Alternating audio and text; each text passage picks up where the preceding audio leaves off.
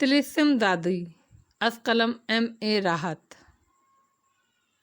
میرے سامنے جدوجہد کے راستے بھی تو ہوں، کرنل نے حیرت سے کہا۔ ہاں، یہ وقت کا سچ ہے۔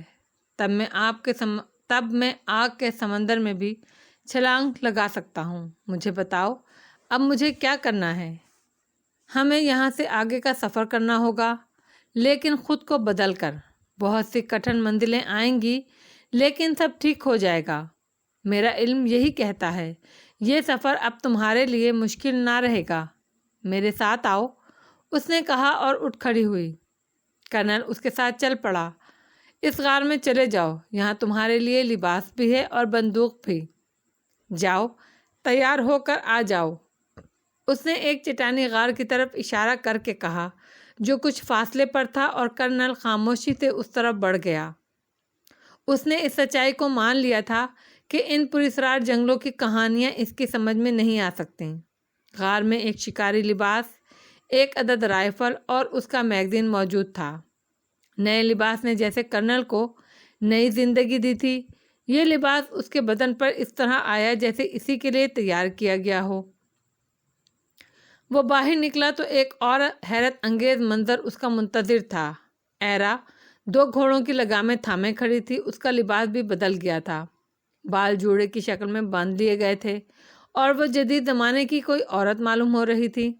کرنل کو دیکھ کر وہ مسکرائی اور بولی، کیا میں تمہاری جدید دنیا کی کوئی فرد نہیں معلوم ہو رہی؟ 100%۔ لیکن کیوں؟ کرنل نے سوال کیا۔ ہمیں جن راستوں پر آگے بڑھنا ہے وہ پرخطر ہیں، اور وہاں میرا پہچان لیا جانا خطرناک ہوگا، اسی لیے میں نے یہ روپ دھارا ہے۔ اب تم ایک شکاری کی حیثیت سے سفر کرو گے، اور اگر ہمارے لیے کوئی مشکل پیش آئے تو یہی کہو گے تم شکاری ہو اور جنگلوں میں راستہ بھٹک گئے ہو۔ ٹھیک ہے۔ کرنل نے گردن ہلا دی اور ایرا اسے اشارہ کر کے گھوڑے کی طرف بڑھ گئی۔ اگر چاندنی نہ ہوتی تو شاید غزال نقصان اٹھا جاتا اور شاید کوئی بڑا حادثہ ہو جاتا، لیکن چٹان سے چھلانگ لگانے والے کے سائے نے غزال کو ہوشیار کر دیا اور اس نے فوراً ہی آگے چھلانگ لگا دی۔ نیچے کودنے والے کے ہاتھ میں چاقو تھا اور وہ ہیڈسن کے علاوہ کوئی نہ تھا۔ ہیڈسن نے پاؤں جما کر دوسری چھلانگ لگائی اور غزال کو پھر سنبھلنا پڑا، لیکن اس سے زیادہ برداشت کرنا ممکن نہ تھا۔ ہیڈسن کی تیسری چھلانگ کے لیے وہ پوری طرح تیار تھا، اور اس بار ہیڈسن اس پر آیا تو غزال نے جگہ نہیں بدلی، البتہ اس کا طاقتور گھونسا ہیڈسن کے پیٹ پر پڑا اور ہیڈسن کا تکلیف کی وجہ سے سانس بند ہو گیا۔ وہ کرب سے جھکا کئی قدم آگے بڑھ گیا۔ عقب سے غزال کی لات اس کے کولہوں پر پڑی اور وہ قلع بازی کھا کر چت ہو گیا۔ چاقو ابھی تک اس کے ہاتھ میں دبا ہوا تھا۔ غزال نے آگے بڑھ کر اس کے چاقو والے ہاتھ پر پاؤں مارا۔ ہیڈسن کے حلق سے کراہ نکل گئی، ساتھ ہی چاقو بھی اس کی مٹھی سے نکل گیا تھا۔ اب 2-3 ضربوں نے ہی ہیڈسن کے کس بل نکال دیے تھے، لیکن غزال اس کا سارا حساب کتاب چکا دینا چاہتا تھا۔ اس نے جھک کر ہیڈسن کے بال پکڑ لیے اور اسے زمین سے اٹھا کر ایک اور لات اس کے شانے پر رسید کر دی۔ ہیڈسن نے کئی کلپٹیاں کھائیں اور اس کا چہرہ زمین سے رگڑ گیا۔ غزال آگے بڑھا تو ہیڈسن کے حلق سے خوف سے بھری ہوئی آواز ابھری، نہیں نہیں، پلیز رک جاؤ، مت مارو۔ وہ دہشت بھرے انداز میں پیچھے ہٹنے لگا۔ تمہارا دماغ درست ہو گیا یا مزید اوور ہالنگ کی ضرورت ہے؟ غزال نے کہا۔ رک جاؤ، ہیڈسن لجاجت سے بولا۔ غزال رک گیا۔ ہیڈسن بری طرح ہانپ رہا تھا، وہ بار بار پیٹ پکڑ رہا تھا۔ غزال کا گھونسا کچھ زیادہ ہی سخت ہو گیا تھا۔ تم مجھے قتل کرنا چاہتے ہو نا ہیڈسن؟ غزال نے سوال کیا، لیکن اس نے کوئی جواب نہیں دیا۔ اور اس کے لیے تم نے اس وقت بھی نیزہ پھینکنے کی کوشش کی؟ کیوں؟ آخر کیوں؟ سفینہ کے لیے؟ کیا میں نے تم سے پہلے روز ہی نہیں کہا تھا؟ مجھے اس لڑکی سے کوئی دلچسپی نہیں۔ وہ خود بار بار میرے راستے روکتی ہے اور میں اسے صرف ایک ہم سفر کی حیثیت دیتا ہوں، اس سے زیادہ میرے لیے وہ کچھ نہیں ہے، کیونکہ میں کسی اور کو چاہتا ہوں، اور جسے میں چاہتا ہوں وہ میری بیوی ہے۔ وہی میری پہلی اور آخری محبت ہے، سمجھے ہیڈسن؟ مگر تم خود بد کردار ہو، تم نے مجھ پر یقین نہیں کیا۔ اور سنو ہیڈسن، اس وقت میں تمہیں معاف کر دیتا ہوں، لیکن آخری بار، اس کے بعد ان جنگلوں میں کوئی قانون لاگو نہیں ہو سکتا. تم میرے ہاتھوں مارو جاؤ گے. جاؤ، خیال رکھنا تمہاری دوسری کوئی کوشش تمہیں زندہ نہ رہنے دے گی. غزال نے چاقو بند کر کے جیب میں رکھا اور وہاں سے واپس اپنے ٹھکانے پر پہنچ گیا. پھر وہ راج دیو کے پاس لیٹ گیا. دوسری صبح معمول کے مطابق تھی. ضروریات سے فارغ ہونے کے بعد سفر شروع ہو گیا. لوئس ڈی پارلو اس دوران راج دیو سے مسلسل اسی سفر کے بارے میں باتیں کرتا رہا. اس کا کہنا تھا کہ دریا کے کنارے سفر کر کے وہ بالآخر اس جگہ پہنچ جائیں گے جہاں سے وہ دریا ایک جھاڑی کے ساتھ گھوم جاتا ہے، اور اس کے بعد واپسی کے راستے آسان ہو جائیں گے. راج دیو کا مقصد کچھ اور تھا. وہ صرف اپنے ساتھیوں کو تلاش کرنا چاہتا تھا. اس سفر کے دوران اس کی آنکھیں مسلسل انہیں تلاش کرتی رہیں. یہ اس سفر کی چوتھی رات کی بات ہے. ابھی رات کی ابتدا ہی ہوئی تھی کہ چاند نکل آیا تھا اور پہاڑوں میں روشنی پھیلی ہوئی تھی. پارلو کے ایک ساتھی نے اچانک پارلو کے پاس آ کر کہا، مسٹر لوئس، ادھر چٹانوں کے پاس کوئی موجود ہے. راج دیو بھی اس وقت پارلو کے پاس موجود تھا. کہاں؟ پارلو نے پوچھا. وہ جو دو چٹانیں جڑی ہوئی نظر آ رہی ہیں ان کی دوسری طرف. کون ہے وہ؟ کیا کہا جا سکتا ہے؟ ہمارا کوئی ساتھی اس طرف تو نہیں نکل گیا؟ ہمارے تمام ساتھی موجود ہیں. غور کر لیا؟ کوئی انسان ہی ہے نا؟ ہاں مسٹر پارلو، اسے واضح طور پر دیکھا گیا ہے، پارلو کے ساتھی نے جواب دیا. آئیے مسٹر راج دیکھیں. سنو، دو دو آدمی تینوں سمتوں سے چلو، اسے گھیرو. پارلو کے ساتھی نے گردن ہلا دی اور فوراً ہی اس کی ہدایت پر عمل شروع ہو گیا. پارلو خود راج دیو کے ساتھ سامنے کی سمت سے چل پڑا. راستے میں لوئس نے کہا، وہ کون ہو سکتا ہے؟ یہ تو دیکھ کر ہی اندازہ لگایا جا سکتا ہے. ہو سکتا ہے کوئی شردھانی ہو سکتا ہے گارسان کے ساتھیوں میں سے کوئی. شردھانی؟ لوئس کھٹک گیا. ہاں، یہ بات خارج امکان تو نہیں. یہ تو بہت ہی خطرناک بات ہے. شردھانی اکیلے نہیں ہوتے، ضرور ان کا گروہ آس پاس موجود ہوگا. ہو سکتا ہے یہ شخص مسلح ہو، اور یہ بھی ہو سکتا ہے کہ وہ ہماری نگرانی کر رہا ہو اور شردھانی ہم پر حملہ آور ہونے کا پروگرام بنا رہے ہوں. لوئس کے لہجے سے اب خوف جھلک رہا تھا. سب کچھ ہو سکتا ہے مسٹر لوئس، اور ہر حالت میں ہو سکتا ہے. ہمیں حالات کے لیے، ہر طرح کے حالات کے لیے تیار رہنا چاہیے. لیکن لوئس نے ہچکچاتے ہوئے کہا، دیکھنا تو ہے کہ کیا قصہ ہے. اگر وہ شردھانی ہیں تو ہم پر حملہ کریں گے، کوئی اور ہے تو سامنے آ جائے گا. راج دیو نے مسلسل آگے بڑھتے ہوئے کہا. لوئس خوف کے عالم میں اس کا ساتھ دے رہا تھا. دوسری طرف اس کے ساتھی بھی مصروف عمل تھے. یہ لوگ ابھی جڑی ہوئی چٹانوں کے پاس پہنچے بھی نہ تھے کہ دفعتاً کچھ آوازیں سنائی دیں اور لوئس گھبرا کر رک گیا. لیکن پھر اس کے ساتھیوں کی آوازیں سنائی دیں. ہم نے اسے پکڑ لیا ہے مسٹر لوئس، ہم نے اسے پکڑ لیا ہے. لوئس نے یہ الفاظ سمجھ کر آگے قدم بڑھائے تھے. وہ ایک ہی آدمی تھا اور پارلو کے 6 ساتھی اسے دبوچے ہوئے لا رہے تھے. راج دیو کی نظریں دور دور تک بھٹک رہی تھیں، لیکن قرب و جوار میں کوئی اور موجود نہیں تھا. چھوڑ دو، اسے چھوڑ دو. راج دیو نے آگے بڑھ کر گرفتار شدہ شخص کو ان کے چنگل سے چھڑایا اور بغور اسے دیکھنے لگا. یہ شخص سفید فام تھا اور بدحواس نظر آتا تھا. دفعتاً پارلو کے حلق سے آواز نکلی، مائیکل! آہ مسٹر لوئس، یہ میں ہی ہوں. اس شخص نے بھرائی ہوئی آواز میں کہا، گارسان کہاں ہے؟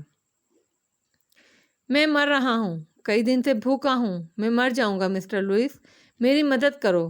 میں سب کچھ بتاؤں گا. میں بالکل تنہا ہوں. آہ میری مدد کرو. چلو اسے لے چلو، راج دیو نے کہا اور پارلو کے شانے پر ہاتھ رکھ کر بولا، فی الحال ہمیں اس کی مدد کرنی ہوگی کہ گارسن کے بارے میں معلومات حاصل ہو سکیں. یہ ضروری ہے. لوئس نے گردن ہلا دی اور وہاں سے واپس چل پڑے. راستے میں راج دیو نے لوئس سے پوچھا، یہ ایڈمنڈ گارسن کا ساتھی ہے؟ ہاں، میں اسے اچھی طرح جانتا ہوں. گارسن کا وفادار کتا. مگر یہ تنہا کیوں ہے؟ اس سے ہمیں بہترین معلومات حاصل ہو سکتی ہیں، اس لیے تم اس کے ساتھ کوئی سختی نہیں کرو گے. لوئس نے کوئی جواب نہیں دیا.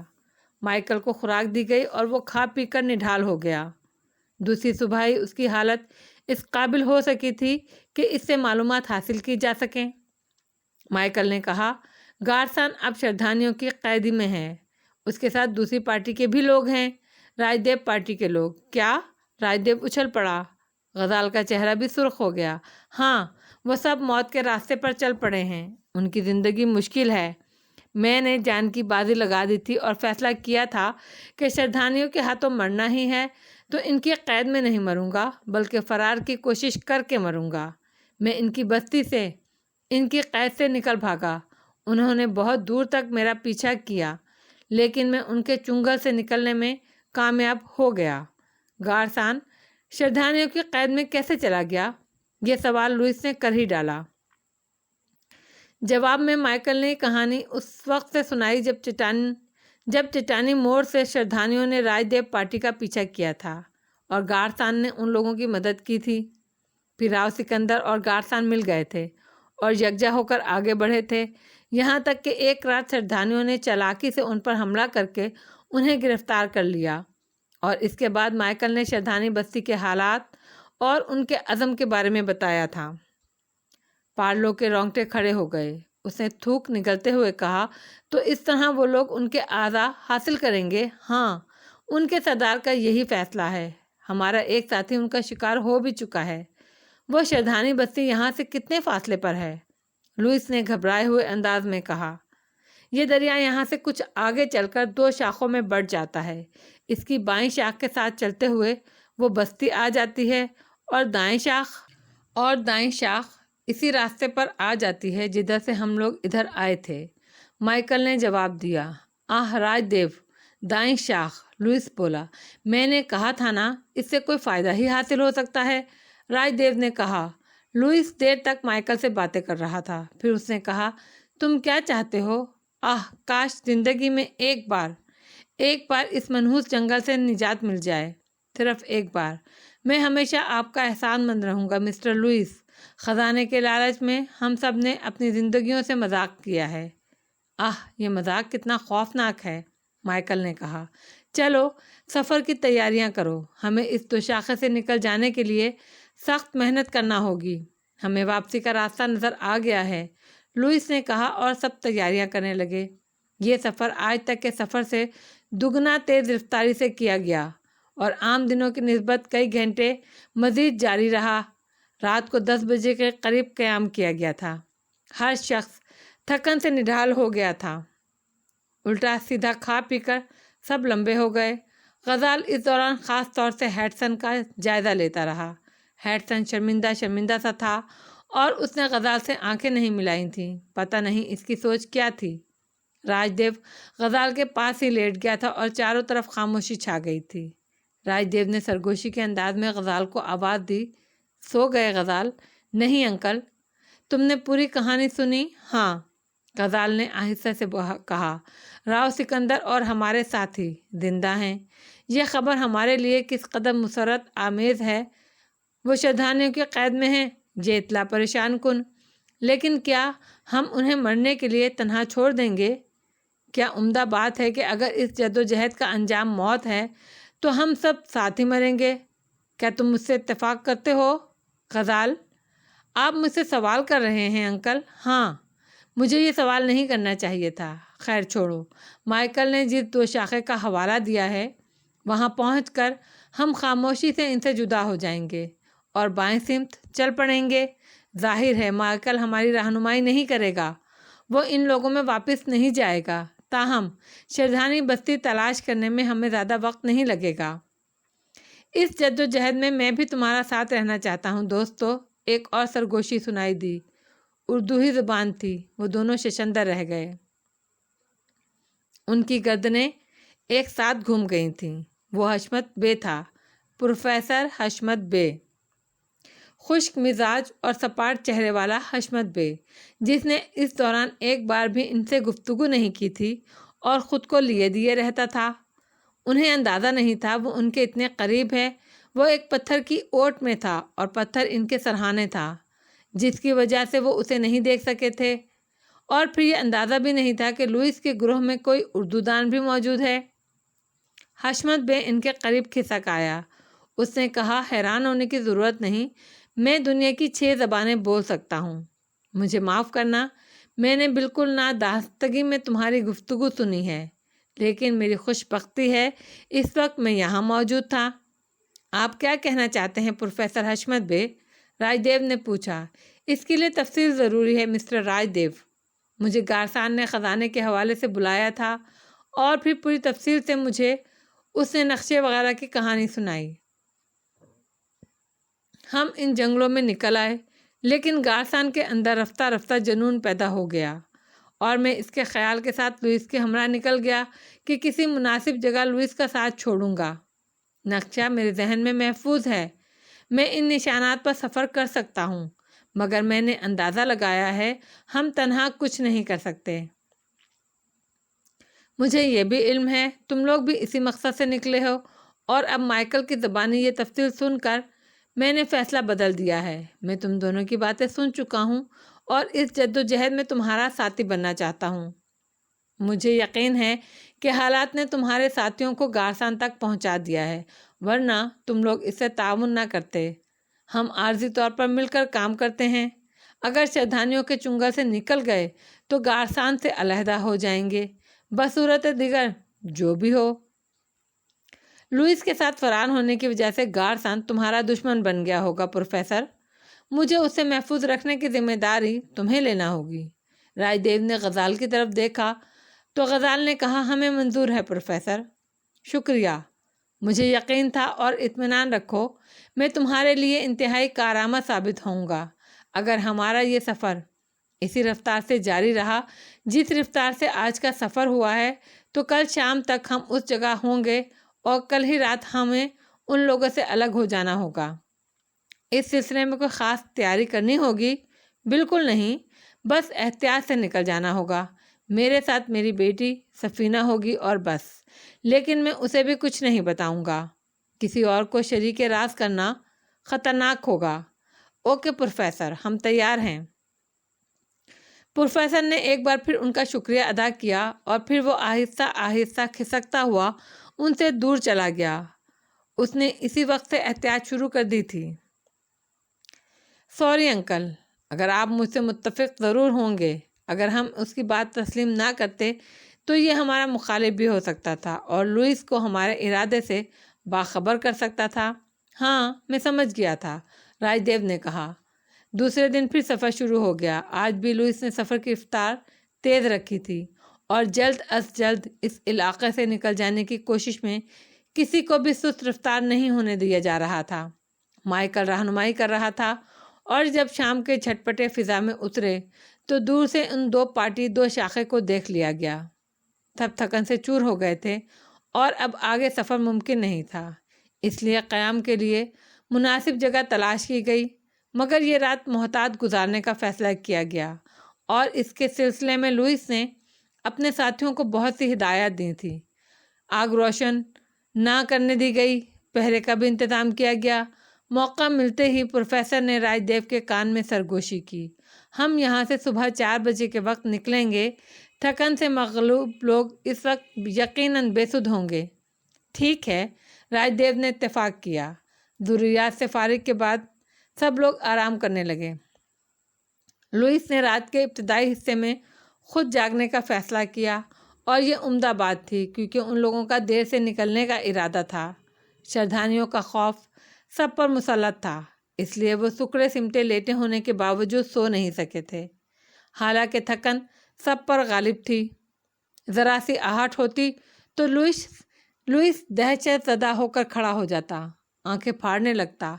ابتدا میں دوسرے لوگ بھی اٹھ کر لوئس سے خیریت دریافت کرتے رہے، پھر پہرے بدل گیا۔ لوئس نے آرام کرنے سے پہلے بہت سی ہدایات دی تھیں۔ ایک طرف راج دیو اور غزال جاگ رہے تھے تو دوسری طرف پروفیسر حشمت بے بھی سویا نہیں تھا۔ اس کی بیٹی سفینہ بھی اس کے پاس ہی موجود تھی اور اس منصوبے سے آگاہ تھی۔ غزال نے اس بارے میں بھی سوچا تھا، سفینہ اب بھی ساتھ رہے گی۔ اگر اس کی خوش بختی نے ساتھ دیا اور اسے قندیل تک پہنچنے کا موقع مل گیا تو سفینہ کافی مشکلات پیدا کر سکتی ہے، لیکن ظاہر ہے سفینہ کو سنبھالنا پڑے گا۔ ایسے میں بھی غزال کے دل میں اس کے لیے کوئی جگہ تو تھی ہی نہیں۔ رات رفتہ رفتہ گزرتی رہی، پھر اس کی کلائی پہ بندھی گھڑیوں نے 4 بجائے۔ اس دوران وہ محافظوں کا جائزہ لیتے رہے۔ رات 2 بجے کے بعد پہرا دینے والے اپنی اپنی جگہ لڑک گئے تھے اور اس وقت ان لوگوں کے علاوہ کوئی نہیں جاگ رہا تھا۔ راج دیو نے غزال کا شانہ دبایا اور غزال بے آواز اٹھ گیا۔ حشمت بے بھی فوراً ہی کھڑا ہو گیا، اس کے ساتھ ہی سفینہ بھی، گویا وہ بھی اس پروگرام کے لیے مستعد تھی۔ چاروں جھکے جھکے آگے بڑھنے لگے۔ سب کی کیفیت خراب تھی اور وہ بڑی احتیاط برت رہے تھے۔ آن کی آن میں وہ کافی دور نکل آئے، پھر اچانک ان کے دل دہشت سے کانپ اٹھے۔ ایک انسانی آواز ابھری تھی، لیکن انداز غیر انسانی تھا۔ جواب میں بہت سی ویسی ہی آوازیں ابھریں اور وہ ٹھٹک کر رک گئے۔ حشمت بے کے منہ سے سرسراہٹ نکلی۔ شردھانییں، ان سب کی خوفزدہ آنکھیں اپنے اطراف کا جائزہ لے رہی تھیں۔ اچانک راج دیو نے غزال کو دھکا دیا اور خود بھی زمین پر اوندا لیٹ گیا۔ پروفیسر حشمت بے نے بھی اس کی تقلید کی تھی اور اس کی دیکھا دیکھی سفینہ نے بھی۔ راج دیو نے درست اندازہ لگایا تھا، شردھانی گروہ اسی سمت آ رہا تھا۔ دیکھتے ہی دیکھتے ان کے طوفانی رفتار سے دوڑتے ہوئے گھوڑے ان کے سامنے آ گئے اور پھر اسی رفتار سے گزرتے ہوئے ان کے سامنے سے گزر گئے جدھر سے یہ لوگ آئے تھے۔ آخری گھوڑا بھی جب نگاہوں سے اوجھل ہوا تو راج دیو اٹھ کھڑا ہوا۔ بھاگو، جس قدر تیز بھاگ سکتے ہو بھاگو۔ حشمت بے نے سفینہ کا ہاتھ پکڑا اور چاروں برق رفتاری سے دوڑنے لگے۔ چند لمحات کے بعد ہی گولیاں چلنا شروع ہو گئی تھیں۔ کہیں ان لوگوں کے قدم نہ رکے۔ شردھانیوں نے انہیں نہیں دیکھا تھا، ورنہ ان کا حساب اسی جگہ بے باک ہو جاتا۔ البتہ لوئس اور اس کے ساتھیوں کے بارے میں وہ ہمدردی سے سوچ رہے تھے کہ لوئس اور اس کے ساتھیوں کے بارے میں اب کیا ہوا ہوگا۔ لوئس بیچارہ بھلا مسلح شردھانیوں کا کیا مقابلہ کر سکے گا؟ لیکن قدرت نے انہیں بچا لیا تھا۔ اگر قدرت کا یہ پروگرام آج کا نہ ہوتا یا انہیں سفر میں دیر ہو جاتی، کسی طرح ان کا راز کھل جاتا، تو اس وقت وہ بھی شردھانیوں کا نشانہ بن رہے ہوتے۔ وہ سب جان توڑ کر بھاگ رہے تھے اور ان کی کوشش تھی کہ زیادہ سے زیادہ دور نکل جائیں۔ وہ دوڑتے ہوئے بری طرح تھک گئے تھے۔ سفینہ نے اس دوران کسی کمزوری کا مظاہرہ نہیں کیا تھا اور ان کے شانہ بشانہ رہی۔ یقیناً وہ بھی غیر معمولی تھی۔ پھر انہیں گھنے درخت نظر آئے۔ مدھم مدھم روشنی پھیلتی جا رہی تھی، یہاں تک کہ وہ جنگل میں داخل ہو گئے۔ مسٹر راج، حشمت بے نے بری طرح ہانپتے ہوئے کہا۔ راج دیو کے قدم رک گئے۔ اس نے سوالیہ نگاہوں سے حشمت بے کو دیکھا۔ یہاں ہم رک سکتے ہیں، یہ جگہ محفوظ ہے اور اب دن کی روشنی ہے۔ ہاں، یہ جگہ شردھانیوں سے محفوظ ہے، راج دیو نے کہا۔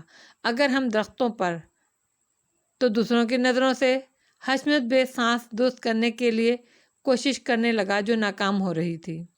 مناسب خیال ہے، راج دیو نے چوڑے شانوں اور گھنے پتوں والے درختوں کو دیکھتے ہوئے کہا۔ لیکن کچھ فاصلہ اور طے کیا گیا اور اس کے بعد درخت منتخب کر لیے گئے۔ راج دیو نے جوتے اتارے اور ایک درخت کے تنے پر چڑھنے لگا۔ اس کے پیچھے حشمت بے تھا۔ راج دیو نے خود ہی غزال سے کہا، غزال، تم اس سامنے والے درخت پر۔ غزال نے اس کی ہدایت پر عمل کیا تھا۔ اس نے اپنے پیچھے ہی سفینہ کو بھی درخت پر چڑھتے دیکھا اور اس کی ہلکی سی ہنسی سنائی دی تھی۔ اور غزال نے دل میں سوچا تھا، وہ بلا شبہ ایک دلیر لڑکی ہے، ورنہ ان حالات میں خود پر قابو رکھنا ایک مشکل کام تھا، وہ بھی ایک لڑکی کے لیے۔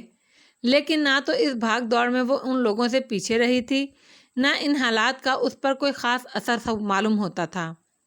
کچھ اور اوپر آ جاؤ غزال، یہاں گھنے پتے ہیں، اوپر کی شاخیں ایک دوسرے میں الجھی ہونے کی وجہ سے جگہ چوڑی ہو گئی ہے۔ تم ان پر آرام کرو سفینہ، یہ جگہ بھی ٹھیک ہے، غزال نے کہا اور سفینہ پھر نہیں بڑھی۔ کیسا لگ رہا ہے غزال؟ بہت اچھا، غزال جل کر بولا۔ میں خود بھی یہی سوچ رہی تھی کہ تم اور میں ایک الگ درخت پر چلیں۔ مسٹر راج دیو نے خود میری یہ خواہش پوری کر دی۔ اس نے ہنستے ہوئے کہا، ویسے مجھے تم سے شکایت ہے غزال، تم ہمیں چھوڑ کر فرار ہو رہے تھے، اس سے کیا فرق پڑتا ہے؟ کیا یہ ان باتوں کا وقت ہے؟ پتہ نہیں ان لوگوں پر کیا گزری ہوگی، غزال نے کہا۔ شردھانیوں نے انہیں بھون کر رکھ دیا ہوگا، سفینہ نے بے دردی سے کہا۔ پتہ نہیں تم کس قسم کی لڑکی ہو، غزال دانت پیس کر بولا۔ سفینہ نے کہا، میں دشمنوں سے نفرت کرتی ہوں غزال، صرف نفرت، اور دوستوں سے محبت۔ سب سے زیادہ خوشی مجھے ہیڈسن کی موت کی ہوگی، کاش میں اس کی لاش اپنی آنکھوں سے دیکھ سکتی۔ مجھے ان باتوں سے کوفت ہو رہی ہے سفینہ، پلیز یہ موضوع ترک کر دو، تو پھر اپنی پسند کی باتیں کرو، خوبصورت، نرم و نازک، محبت سے بھرپور۔ میں خاموش رہنا چاہتا ہوں، شاید خوف زدہ ہو۔ ہاں ایسی ہی بات ہے، غزال نے کہا۔ اسی وقت گھوڑوں کے ہنہنانے کی آوازیں سنائی دیں۔ آوازیں دور سے نہیں آئی تھیں، وہ ساکت ہو گئے۔ انہوں نے سانس بھی روک لیے۔ اجالا اب پوری طرح پھیل گیا تھا اور وہ لوگ بخوبی دیکھ سکتے تھے۔ سبھی نے ان 3 گھوڑوں کو دیکھ لیا جن پر شردھانی جوان سوار تھے۔ تندرست و توانا گھوڑے آہستہ آہستہ اسی سمت آ رہے تھے۔ شردھانیوں کے شانوں سے بندوقیں لٹک رہی تھیں اور کارتوسوں کی پیٹیاں ان کے بدن پر سجی ہوئی تھیں۔ ان کے انداز سے پتہ چلتا تھا کہ وہ کسی کو تلاش کر رہے ہیں۔ وہ تینوں تھوڑی ہی دیر میں قریب پہنچ گئے۔ ان لوگوں کو سانس تک روک لینے پڑے تھے۔ غزال دم بخود تھا اور سانس روکے ان وحشی شردھانیوں کو دیکھ رہا تھا، لیکن دوسرے ہی لمحے جو کچھ ہوا اس کا گمان بھی کسی کو نہیں تھا۔ سفینہ ہولناک انداز میں غراتے ہوئی شاخ سے نیچے کودی تھی۔ گھوڑے پر بیٹھے ایک شردھانی کو اپنی لپیٹ میں لیے نیچے جا پڑی۔ ایسا خوف کے عالم میں یا کسی غلطی کی وجہ سے نہیں ہوا تھا، بلکہ شردھانی جوان کے سینے سے خون کا فوارہ ابل رہا تھا۔ سفینہ کے ہاتھ میں ایک لمبا چاقو نظر آ رہا تھا جو دوسرے لمحے سفینہ کے ہاتھ سے نکلا اور گھوڑے کی پشت پر سوار دوسرے شردھانی کی گردن میں پیوست ہو گیا۔ تیسرا شردھانی بدحواسی کے عالم میں گھوڑے پر بیٹھا آگے بڑھا تو غزال نے تھوڑا سا جھک کر اس کے بال پکڑے۔ گھوڑا شردھانی کے نیچے سے نکل گیا، لیکن غزال بھی شاخ پر اس کے وزن کو نہ سنبھال سکا اور اس کے ساتھ ہی نیچے آ رہا۔ شدید ہیجان کے عالم میں اس نے نیچے گرتے ہی شردھانی نوجوان کی گردن دونوں ہاتھوں میں دبوچ لی۔ خوف نے اس کے ہاتھوں میں بے پناہ قوت پیدا کر دی۔ شردھانی جوان کی زبان باہر نکل آئی اور اس کا بدن پوری طرح پھڑکنے لگا۔ راج دیو اور حشمت بے اس منظر سے چند لمحات کے لیے ساکت ہوئے تھے، لیکن دوسرے ہی لمحے وہ دونوں بھی ایک ایک کر کے نیچے کود گئے۔ البتہ اب ان کی ضرورت نہیں رہی تھی۔ گھوڑے پر بیٹھا وہ شردھانی بھی نیچے کود پڑا تھا جس کی گردن میں چاقو پیوست ہوا تھا۔ سفینہ نے انتہائی جرأت سے کام لے کر چاقو اس کی گردن سے کھینچا اور دوبارہ اس شردھانی پر وار کیا جو اس کا سب سے پہلا شکار تھا۔ اسی اثنا میں غزال کا شکار دم توڑ چکا تھا۔ چند لمحات کے بعد وہ تینوں بے جان ہو گئے۔ راج دیو گہری نگاہوں سے سفینہ کو دیکھ رہا تھا۔ یہ فیصلہ تم نے اچانک ہی کر لیا لڑکی، اس نے کہا۔ ہاں مسٹر راج، یہ میری عادت ہے، میں اچانک فیصلے کرتی ہوں اور ان پر عمل کر ڈالتی ہوں۔ ہو سکتا ہے پروفیسر ان کے پیچھے ان کے دوسرے ساتھی بھی ہوں۔ راج تشویش سے بولا۔ ہاں امکانات ہو سکتے ہیں، حشمت بے نے گردن ہلا کر کہا۔ پھر اس نے جھپٹ کر ایک مردہ شردھانی کی بندوق اٹھا لی اور اسے دیکھتے ہوئے بولا، ایک عمدہ بات ہوئی ہے، ہم لوگ مسلح ہو گئے ہیں۔ صرف مسلح ڈیڈی؟ یہ گھوڑے بھی ہمارے کام آئیں گے۔ اوہ، ایک اور تجویز ہے ڈیڈی، اگر آپ لوگ مان لیں، سفینہ نے کہا۔ وہ لوگ اسے دیکھنے لگے۔ آپ لوگ ان شردھانیوں کے لباس استعمال کریں، ان جیسا حلیہ اختیار کریں۔ اس طرح اگر انہوں نے کہیں دور سے ہمیں دیکھ لیا تو فوراً ہی ہم پر حملہ نہیں کریں گے۔ اس دوران ہم ان سے ہوشیار ہو جائیں گے۔ ویری گڈ، اچھی تجویز ہے، کوئی مشکل نہ ہوگی۔ لیکن بیبی تم، راج دیو نے کہا، میں نے کوئی شردھانی عورت نہیں دیکھی، لیکن میرا خیال ہے میں ایک جنگلی لڑکی کا روپ دھار سکتی ہوں۔ کیوں مسٹر غزال؟ سفینہ مسکراتے ہوئے غزال سے پوچھا۔ ہاں ہاں یقیناً، غزال ہڑبڑا کر بولا۔ سفینہ کی اس کارکردگی پر وہ دنگ رہ گیا تھا۔ اس نے اب تک بس اسے ایک غیر معمولی لڑکی سمجھا تھا، لیکن وہ اس کے تصور سے زیادہ خطرناک تھی۔ حشمت بے نے فوراً ہی عمل شروع کر دیا کیونکہ انہیں دوسرے شردھانیوں کے آ جانے کا خوف تھا۔ چنانچہ تھوڑی دیر کے بعد وہ تینوں شردھانی معلوم ہونے لگے۔ یوں بھی کوئی بڑی تبدیلی نہیں کرنی پڑی تھی سوائے ان بھدے لباسوں کو اندرونی لباسوں پہ چڑھانے کے۔ سفینہ کچھ دور چلی گئی اور وہاں جا کر اس نے اپنا حلیہ تبدیل کر لیا، اور یہ حلیہ بھی کمال کا تھا۔ اب یہاں رکنا مناسب نہیں ہے، آگے بڑھا جائے، راج دیو نے کہا، اور وہ تینوں گھوڑوں پر سوار ہو گئے۔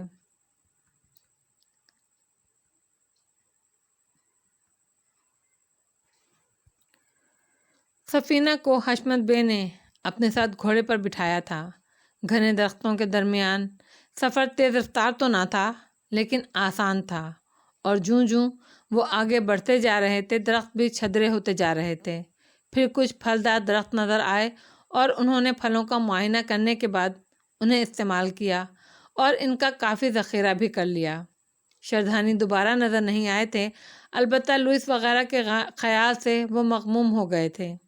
हशमत बे ने राजदेव से भी कहा था, तुम्हारा क्या ख्याल है राज, लुइस और उसके साथियों के बच जाने की कुछ उम्मीद है? क्या कहा जा सकता है? हो सकता है इनमें से कुछ भाग निकले हों, बेचारे गैर मुसल्लह थे। राजदेव ने कहा, हाँ, मुकाबले का तो सवाल ही नहीं, बस अगर कुछ लोगों ने भागकर जान बचा ली हो तो दूसरी बात है। आगे दरख्तों का सिलसिला ख़त्म हो गया। अचानक गज़ाल ने कहा, वो दोनों भी इसी तरफ देखने लगे। दरख्त अब खाल खाल न रह गए थे और वो उनके दूसरी तरफ पिलाहट माइल पहाड़ नज़र आ रहे थे, लेकिन ये पहाड़ काफ़ी फासले पर थे। दरख्तों के और पहाड़ों के दरमियान एक लकोदक मैदान फैला हुआ था, जिसमें अजीब व गरीब चट्टानें बिखरी हुई थीं। सर्द सरू के दरख्तों की मानिंद चट्टानें जो इंसानी कद से ऊंची न थीं और उनका रंग पीला था। जंगलों के जानवर वहाँ बकसरत नज़र आ रहे थे। इनमें दरिंदे नहीं थे, लेकिन चीतल, नीलगाय और हिरन वगैरह मौजूद थे। हैरतनाक बात यह थी कि ये जानवर जंगल में नज़र नहीं आए थे। इन्हें देखकर प्रोफेसर के मुंह में पानी आ गया। क्या ख्याल है राजदेव, क्या हम इन्हें नज़रअंदाज कर दें? ना जाने कितना अरसा हो गया है पेट भरकर खाए हुए, और फिर अब तो हमारे पास बंदूकें हैं। फायर करना मुनासिब होगा? राजदेव ने पूछा। इस लजीज गोश्त के लिए तो हर ख़तरा मोल लिया जा सकता है, और फिर क्या कहा जा सकता है कि ख़तरा कहाँ पेश आ जाए। ठीक है, फिर एक फायर में काम हो जाना चाहिए। ज़्यादा बड़ा जानवर शिकार करना बेकार है, हम उसे कहाँ लादे फिरेंगे। आप इनमें से कोई हिरन पसंद कर लें, राजदेव बोला, और हशमत बे हंस पड़ा। फिर उसने भी इज़राह मजाक एक कलांचे भरते हुए हिरन की तरफ इशारा किया। राजदेव ने बंदूक सीधी कर ली, तड़ाका हुआ और हिरन कई फीट ऊंचा उछल कर गिर पड़ा। बेमिसाल, हशमत बे ने बेख्तियार कहा, और फिर सफ़ीना को घोड़े से उतार कर और उसका चाकू लेकर हिरन की तरफ दौड़ गया ताकि मरने से कब्ल उसे ज़िबाह कर ले। सफ़ीना ने कहा, आओ गज़ाल, जंगल दूर नहीं है, हमें खुश्क टहनियाँ दरकार होंगी। वो उछलकर गज़ाल के घोड़े पर चढ़ गई और गज़ाल ने घोड़े को आगे बढ़ा दिया। मैं तुमसे अभी तक नाराज़ हूँ गज़ाल। क्यों? अगर डैडी तुम्हारे साथ शरीक ना हो जाते तो तुम हमें छोड़कर आ गए होते गज़ाल, तुम मेरे लिए अफसुदा ना होते। बहुत से लोग मुझसे बिछड़ गए हैं सफ़ीना, इनमें मेरे डैडी भी हैं। तुम नहीं जानती मैं उनके लिए कितना परेशान हूँ। गज़ाल ने कहा। सफ़ीना कुछ न बोली, तो फिर उसने कहा, हैडसन ज़रूर इन चरधानियों के हाथों मारा गया होगा। मुझे उसकी मौत की सबसे ज़्यादा खुशी है। तुमने अचानक चरधानियों पर हमला करके मुझे हैरान कर दिया था। मेरी कामयाबी पर खुश नहीं हो तुम? क्या इससे कबल भी तुमने कोई इंसानी ज़िंदगी ली है? गज़ाल ने पूछा, और सफ़ीना मुस्कुराने लगी। फिर बोली, हाँ, 2 ऐसे आदमी मेरे हाथों मारे गए थे जिन्होंने मुझे अगवा करने की कोशिश की थी। चंद लोगों को ज़ख्मी कर चुकी हूँ। वैसे मैं ब्लैक बेल्ट भी हूँ। मेरी चाहत और नफ़रत में शिद्दत है गज़ाल। बेपनाह चाहती हूँ और बेपनाह नफ़रत करती हूँ। अपना काम करें, देर हो रही है, गज़ाल ने कहा। हाँ और हाँ, सफ़ीना हंस पड़ी, मैं तो भूल ही गई। लकड़ियाँ हासिल करके वो वापस पहुँचे तो हशमत बे हिरन के बक़िए उधेड़ने में मसरूफ़ था। इसके हाथ कलाइयों तक खून में डूबे हुए थे। राजदेव दूर दूर तक नज़रें दौड़ा रहा था। ज़मीन पर लकड़ियों का अलाव बनाया गया और फिर इसमें आग रोशन कर दी गई। सब खामोशी से अपने अपने कामों में मसरूफ़ थे कि दफ़तन राजदेव के हलक से एक आवाज़ निकल गई। आवाज़ कुछ ऐसी थी कि सभी मुतवज्जा हो गए। ओ माय गॉड, राजदेव दूर पहाड़ों की बुलंदियों पर देखते हुए बोला। उन सब ने सहमी हुई निगाहों से उस हौलनाक मंजर को देखा। पहाड़ी पर लातादाद घोड़े सवार नज़र आ रहे थे। वो 100% श्रद्धानीय थे और बहुत ज़्यादा तादाद में थे। हर बंडा ने उनके हाथ खुलवा दिए थे, लेकिन उनके पांव मजबूती से बंधे हुए थे। हालांकि खुले हाथों से पांव खोल लेना मुश्किल काम न था, लेकिन चारों तरफ श्रद्धानीय मौजूद थे। اس لیے یہ کوشش نہیں کی گئی تھی۔ گارسان اور اس کے ساتھیوں کو مائیکل کا انجام نہیں معلوم ہو سکا تھا، جبکہ ہربنڈا نے راؤ کو بتا دیا تھا کہ مائیکل ہاتھ نہیں آ سکا، لیکن راؤ نے بھی گارسان کو حقیقت نہیں بتائی تھی، کیونکہ دوسرے لوگ بھی یہ کوشش کر سکتے تھے اور اس کا انجام خطرناک ہو سکتا تھا۔ وقت گزرتا رہا، کئی دن خاموشی سے گزر گئے۔ اس دوران ان میں سے کسی اور کو کوئی نقصان نہیں پہنچا تھا، اس کے علاوہ انہیں خوراک بھی ملتی رہی تھی۔ گارسان کے حوصلے اب پست ہوتے جا رہے تھے اور اب اس کے چہرے پر صرف خوف نظر آتا تھا۔ وہ عموماً سوچ میں ڈوبا رہتا تھا۔ اس دوران ہربنڈا کئی بار راؤ کو نظر آیا، لیکن راؤ کے قریب نہیں آیا۔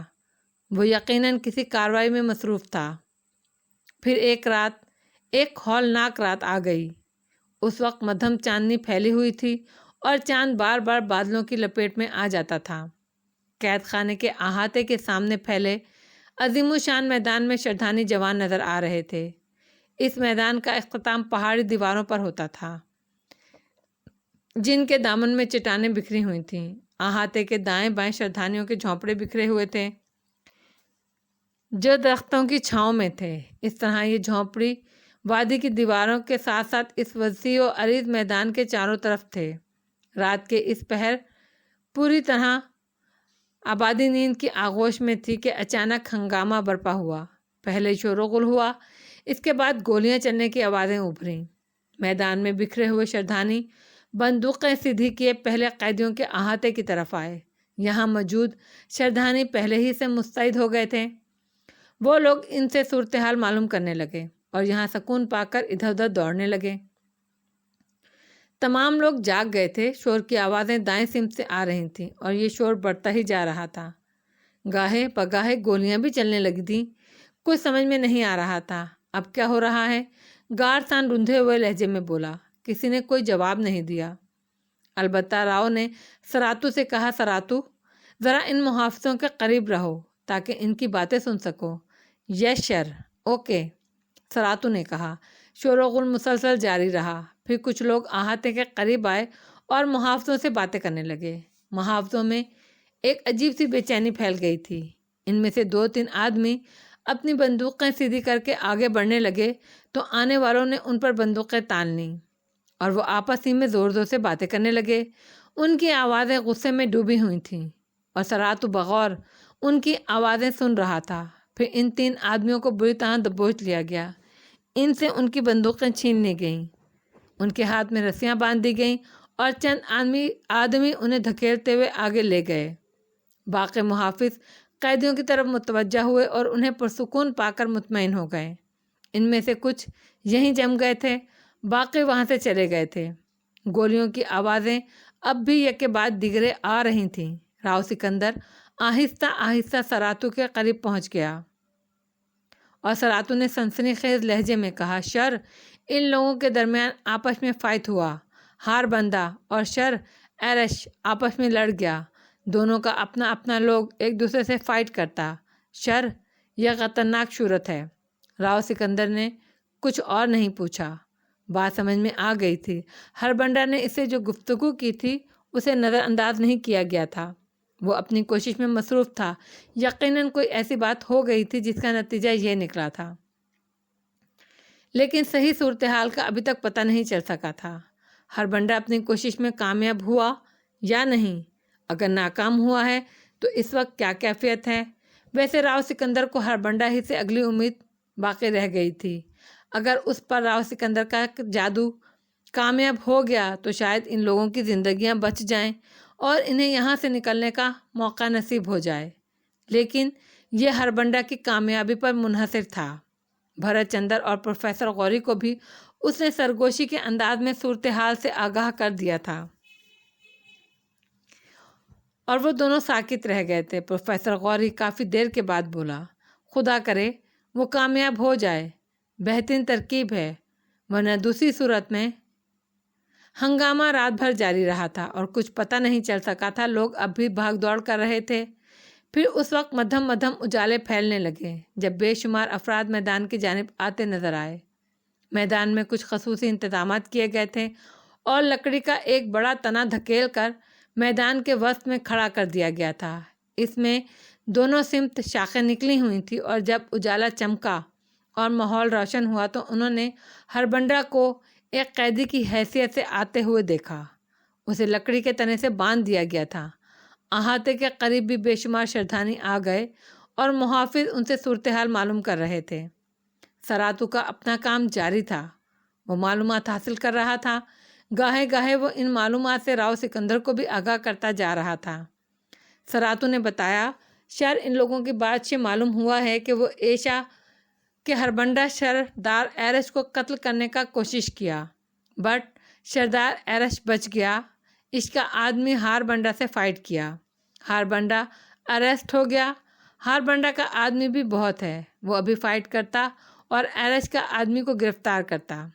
او مائی گاڈ، راؤ سکندر نے پیشانی مسلتے ہوئے کہا، یہ صورتحال بہت خوفناک ہو گئی تھی۔ ہربنڈا اپنی کوشش میں کامیاب نہیں ہو سکا۔ پتہ نہیں اس کے ساتھ دینے والے کتنے لوگ ہیں اور کون کون اس کے موقف سے متفق ہے۔ غرض صورتحال بہت خوفناک ہو گئی تھی۔ دھوپ چڑھے تک اسی طرح جاری رہا اور میدان شردھانیوں سے بھر گیا۔ ان میں عورتیں اور بچے نہیں تھے۔ غالباً وہ اپنے معاملات سے عورتوں کو دور رکھتے تھے۔ سب آپس میں چیخ چیخ کر باتیں کر رہے تھے۔ ان سب میں شدید اختلاف پایا جاتا تھا۔ بعض جگہ فوراً ہی ہاتھا پائی بھی شروع ہو جاتی تھی۔ راؤ سکندر بغور ان کا جائزہ لے رہا تھا۔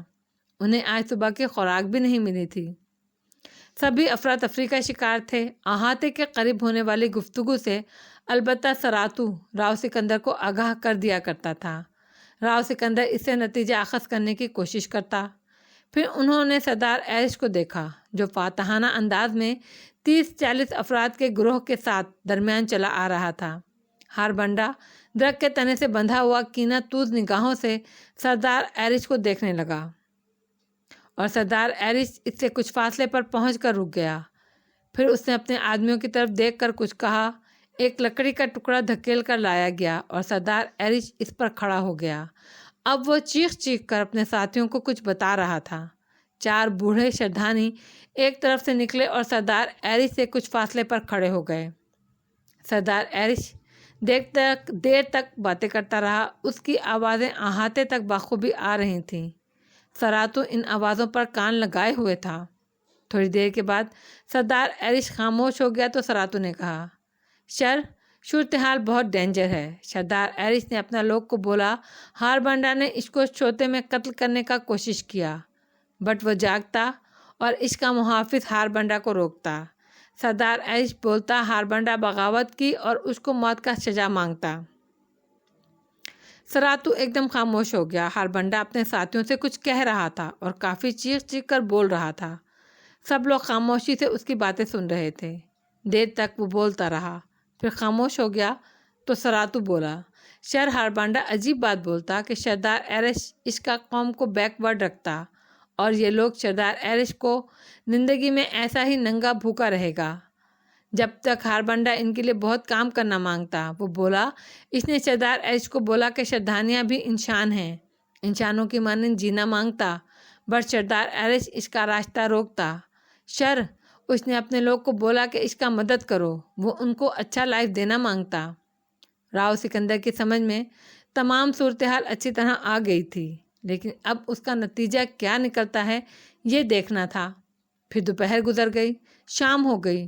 ان لوگوں میں مذاکرات ہوتے رہے اور سراتو انہیں صورتحال سے آگاہ کرتا رہا۔ شور و غل میں بہت سی آوازیں سراتو تک نہیں بھی پہنچ پاتی تھیں، اس کے لیے وہ بیچارہ معذور تھا۔ شام کو سورج چھپنے سے ذرا پہلے ہاربنڈا کو میدان کے آخری سرے پر ان چٹانوں کے پاس پہنچا دیا گیا۔ دوسرا منظر انہوں نے اور دیکھا۔ ہاربنڈا کے بے شمار ساتھیوں کو اسی کے طرح گرفتار کر کے ان چٹانوں کے قریب باندھ دیا گیا تھا۔